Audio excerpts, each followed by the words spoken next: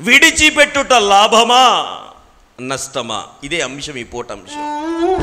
విడిచిపెట్టుట లాభమా నష్టమా? Is it gain or loss to leave something? Yesu ప్రభు వారు ఈ భూమి మీద పరిచర్య చేస్తున్నటువంటి దినాలలో 33.5 సంవత్సరాలు ఆయన ఈ లోకంలో జీవించారు.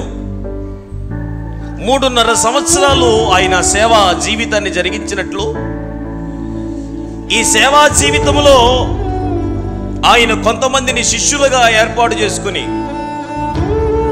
ఆ శిష్యులను తర్ఫీదునిచ్చి పరిచర్య భారమును అప్పగించి ఆయన ఆరోహణమైపోయి వెళ్ళిపోయినట్లు మనం చూస్తున్నాం.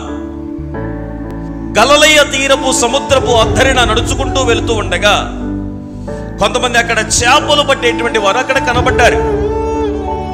యేసు ప్రభు వారు ప్రయాణం చేస్తూ ఉన్నారు. గలిలయ తీర సముద్రమందు ఆయన మార్గమధ్యములో వెళుతూ ఉన్నారు.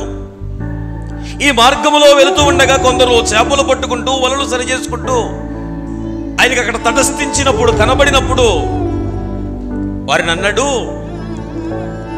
నేను మిమ్ములను మనుష్యుల పట్టు జాలరులుగా మారుస్తాను, నన్ను వెంబడించండి అన్నారు ఆయన.